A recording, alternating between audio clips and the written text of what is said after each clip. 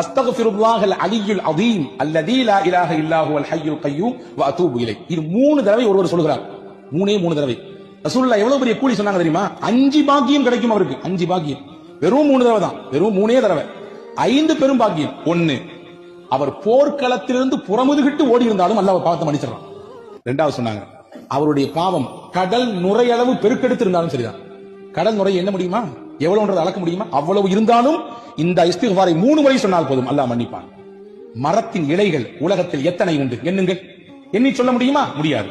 அவ்வளவு அதிகமாக அவருடைய பாவம் இருந்தாலும் அல்லாஹ் மன்னிக்கிறான். மணலின் அந்த துகள் எவ்வளவு இருக்கிறது உலகத்திலே? ஒரு கைப்பிடி மண்ணை எடுத்து இது எத்தனை துளிகள் இருக்கிறது எண்ணி என்று ஒரு கையிலே கொடுத்தால் என்ன முடியுமா? எண்ணி காட்ட முடியுமா? முடியாது. ஒட்டுமொத்த உலகத்தின் மண்ணின் துகள்கள் எவ்வளவு என்பதை கணக்கிட முடியாது.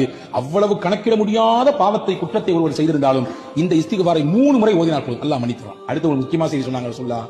வாழ்நாள், உலகம் தோன்றிய நாளில் இருந்து உலக அழிவு நாள் வரை நாட்களின் எண்ணிக்கை எத்தனை?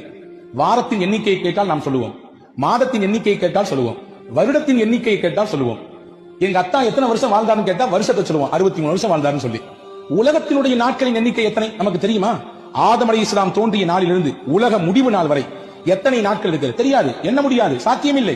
ரசூலுல்லாஹ் சொன்னாங்க, எப்படி எண்ண முடியாத நாட்கள் உலக வாழ்நாளிலே இருக்கிறதோ அவ்வளவு எண்ண முடியாமல் ஒரு பாவத்தை வைத்திருந்தாலும் இந்த ஒரு இஸ்திக்ஃபார் 3 தடவை சொன்னால் அல்லாஹ் அவருடைய பாவத்தை எல்லாம் மன்னித்து விடுவார்.